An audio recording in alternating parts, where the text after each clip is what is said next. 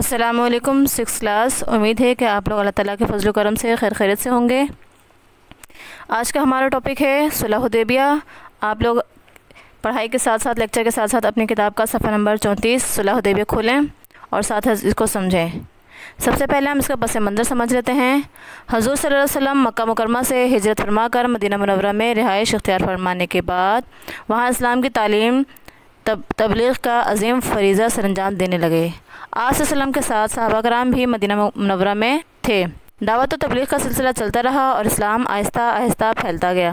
ہجرت کے چھٹے سال یعنی 6 ہجری میں آپ صلی اللہ علیہ وسلم نے صحابہ کرام سے فرمایا کہ میں نے خواب میں دیکھا ہے کہ صحابہ کرام کے ساتھ مکہ مکرمہ میں پہنچ کر میں نے عمرہ ادا کیا ہے۔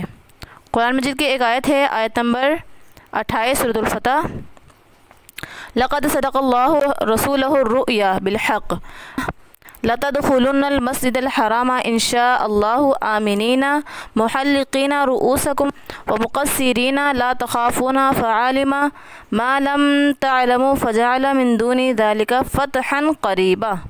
اس کا ترجمہ ہے، بے شک اللہ تعالیٰ نے اپنے پیغمبر کو سچا اور صحیح خواب دکھایا کہ اللہ تعالیٰ نے چاہا تو تم مسجد حرام میں سر منڈوا کر اور اپنے بال کتروا کر امن و امان سے داخل ہوں گے اور کسی طرح کا خوف نہ کرو گے۔ جو بات تم نہیں جانتے تھے اس کو معلوم تھی، سو اس نے اس سے پہلے ہی جلد فتح کرا دی۔ یہ جان کر تمام صحابہ کرام بیت اللہ کی زیارت کے لیے تیاریاں شروع کر دیں۔ تمام صحابہ کرام نے آپ صلی اللہ علیہ وسلم 1400 صحابہ کرام کے ساتھ یکم ذی قعدہ 6 ہجری میں مکہ مکرمہ کی جانب روانہ ہوئے۔ آپ صلی اللہ علیہ وسلم نے مدینہ منورہ میں مشہور صحابی حضرت عبداللہ بن ام مکتوم کو اپنا نائب مقرر کیا۔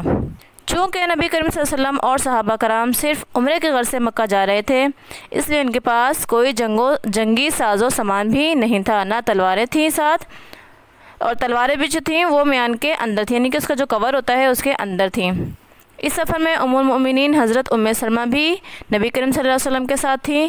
مدینہ سے تقریباً 12 کلومیٹر کے فاصلے پر ایک مقام آتا ہے جسے ذوالحلیفہ کہتے ہیں۔ اس جگہ پر آپ صلی اللہ علیہ وسلم اور صحابہ کرام نے عمرے کے لیے نیت کر کے احرام باندھا۔ حضور صلی اللہ علیہ وسلم نے ایک صحابی حضرت بصر بن سفیان کو اہل مکہ کے حالات معلوم کرنے کے لیے پہلے بھیجا کہ نبی کریم صلی اللہ علیہ وسلم جب سفر کرتے ہوئے مکہ اور مدینہ منورہ کے درمیان عصفان کے مقام پر پہنچے تو حضرت بصر بن سفیان نے اطلاع دی کہ قریش مکہ اپنے سرداروں کے ساتھ مکہ کے باہر ہی جمع ہو رہے ہیں اور وہ آپ صلی اللہ علیہ وسلم اور صحابہ کرام کو ہرگز عمرہ ادا کرنے نہیں دیں گے، اور اس کے لیے اگر ان کو جنگ کرنی پڑی تو وہ اس کے لیے بھی تیار ہیں۔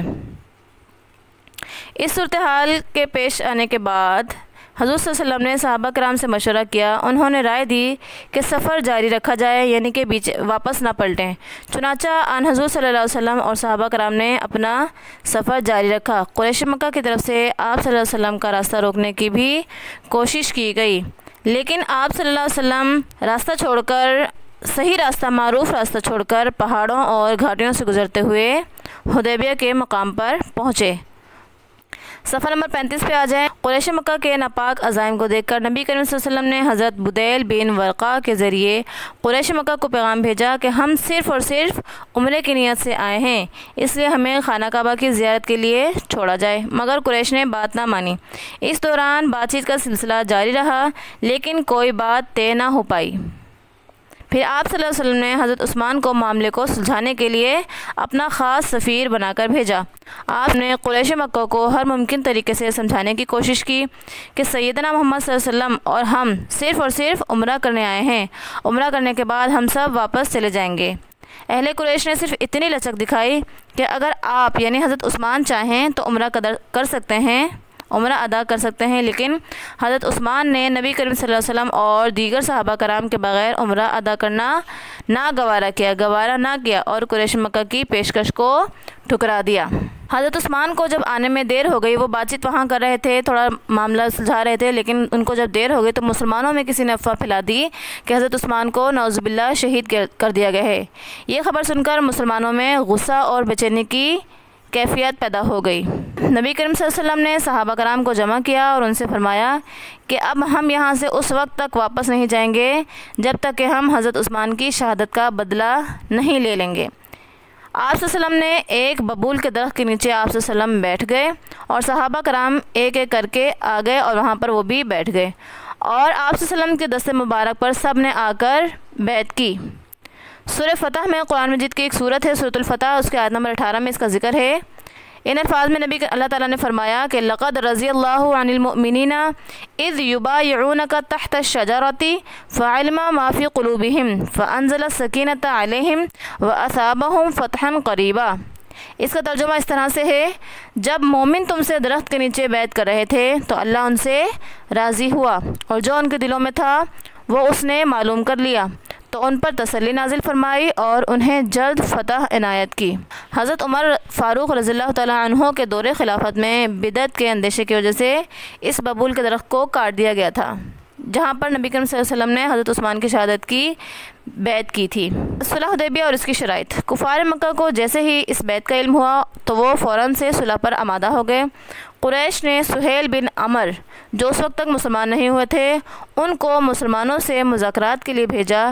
کافی بحث کے بعد ایک معاہدہ مسلمانوں اور قریش کے درمیان طے پایا کہ جس کے اسلام کے سربلندی کے لیے بہت اچھے نتائج پیدا ہوئے۔ اس معاہدے کو تاریخ اسلام میں صلح حدیبیہ کہا جاتا ہے۔ اس کی کچھ شرائط تھیں۔ نمبر 1، اس سال مسلمان بغیر عمرہ کے واپس چلے جائیں۔ آئندہ سال عمرہ کرنے کی اجازت ہوگی، لیکن مکہ میں 3 دن سے زیادہ ٹھہرنے کی اجازت نہیں ہوگی۔ اگلی شرط یہ تھی کہ آئندہ سال جب مسلمان عمرے کے لیے آئیں گے تو کوئی ہتھیار ساتھ نہیں لائیں گے سوائے تلواروں کے، اور وہ بھی نیام کے اندر ہوں گی، یعنی اپنے کور کے اندر ہوں گی۔ ایک شرط ایک اور یہ تھی کہ قریش کا کوئی شخص اگر مسلمان ہو کر مدینہ منورہ جائے گا تو مسلمان اسے واپس کرنے کے پابند ہوں گے۔ اگلی شرط یہ تھی کہ اگر کوئی مسلمان اسلام چھوڑ کر قریش کے پاس آ جائے گا تو قریش اس کو مسلمانوں کے حوالے نہیں کریں گے۔ اگلی شرط یہ تھی کہ مسلمان اور قریش 10 سال تک آپس میں جنگ نہیں کریں گے۔ ایک اور شرط یہ تھی کہ مسلمان اور قریش کے علاوہ دیگر قبائل کو آزادی ہوگی کہ وہ جس فریق کے ساتھ چاہیں شامل ہو جائیں یا چاہیں تو شامل نہ ہوں۔ وہ چاہیں تو قریش کے ساتھ شامل ہو جائیں یا وہ چاہیں تو مسلمانوں کے ساتھ شامل ہو جائیں، وہ اپنے فیصلے میں آزاد خود مختار ہوں گے، ان کے اوپر کوئی دباؤ نہیں ہوگا۔ مسلمانوں کی طرف سے صلح حدیبیہ کا معاہدہ حضرت علی نے تحریر کیا۔ ان میں سے چند شرائط کے علاوہ باقی شرائط مسلمانوں کے سب خلاف تھیں اور مسلمان ان کے حق میں نہیں تھے، مگر نبی کریم صلی اللہ علیہ وسلم نے اللہ تعالیٰ کی طرف سے عطا کردہ اس معاہدے کو مسلمانوں کے حق میں مفید سمجھا، اس لیے آپ صلی اللہ علیہ وسلم نے اور صحابہ کرام کو بھی اس معاہدے پر سختی سے پابند رہنے کی تلقین فرمائی۔ قرآن مجید میں اس صلح حدیبیہ کے معاہدے کو فتح مبین کہا گیا ہے، یعنی کہ ایک کھلی فتح۔ اللہ تعالیٰ نے اس صلح کو مسلمانوں کے لیے فتح مبین یعنی کھلی فتح قرار دیا ہے۔ قرآن مجید میں سورۃ الفتح کی آیت نمبر 1 ہے، انا فتحنا لک فتحا مبینا۔ اس کا ترجمہ اس طرح سے ہے، ہم نے تم کو فتح دی، فتح بھی واضح۔ اب صلح حدیبیہ کے فوائد کیا ہوئے، صلح حدیبیہ کے نتائج کیا نکلے؟ مسلمانوں کو اس کا فائدہ اس طرح ہوا کہ مسلمانوں کی حیثیت کو تسلیم کر لیا گیا۔ نمبر 2، تجارتی قافلے آزادی سے آنے جانے لگے۔ مسلمانوں کو تجارت کے لیے بہت زیادہ پابندیاں اور بہت زیادہ مشکلات کا سامنا تھا، لیکن اس میں مسلمانوں کو فائدہ ہوا۔ تیسرا فائدہ یہ تھا کہ اس دوران مشرکوں کو مسلمانوں کے اخلاص، حسن عمل، نیکوکاری اور پاکیزہ اخلاقی کے ساتھ ملنے جلنے کی وجہ سے اسلام کی حقیقت کو سمجھنے کا موقع ملا۔ چوتھا فائدہ یہ ہوا کہ معاہدے کی وجہ سے مسلمانوں کو اہل مکہ کی طرف سے جنگ سے بے فکر ہونے کی وجہ سے تبلیغ اسلام کا بہترین موقع میسر رہا، کیونکہ انہوں نے صلح حدیبیہ کی ایک شرط یہ رکھی تھی کہ 10 سال تک مسلمان اور قریش آپس میں جنگ نہیں کریں گے، تو اس وجہ سے مسلمانوں کو فائدہ ہوا تھا کہ وہ اسلام کی تبلیغ کو زیادہ سے زیادہ پھیلا سکیں۔ ایک فائدہ ان کا یہ بھی ہوا کہ آگے جا کر فتح مکہ کا مارکہ جو ہے فتح مکہ کا معاملہ پیش آیا اور مکہ فتح ہو گیا۔ 6th کلاس ہمیں اس صلح حدیبیہ کے چیپٹر سے یہی سبق ملا کہ صحابہ کرام نے نبی کریم صلی اللہ علیہ وسلم کی ہدایت پر عمل کیا اور اس کے بہترین نتائج نکلے۔ ہماری کامیابی بھی اسی میں ہے کہ ہم لوگ نبی کریم صلی اللہ علیہ وسلم کی تابعداری کریں، نبی کریم صلی اللہ علیہ وسلم کی سنت پر عمل کریں، جو انہوں نے ہمیں سبق دیا ہے ہم اس پر عمل کریں۔ اگر ہم رسول اللہ صلی اللہ علیہ وسلم کی مکمل تابعداری کریں گے، ان کی لازمی مکمل طور پر پیروی کریں گے، تو دنیا میں بھی اور آخرت میں بھی ہمیں یقینی فلاح ملے گی۔ امید ہے کہ آپ لوگوں کو میرا یہ چیپٹر چھوٹا سا میں نے آپ کو چھوٹے سے مختصر الفاظ میں سمجھایا ہے، سمجھ آ گیا ہوگا۔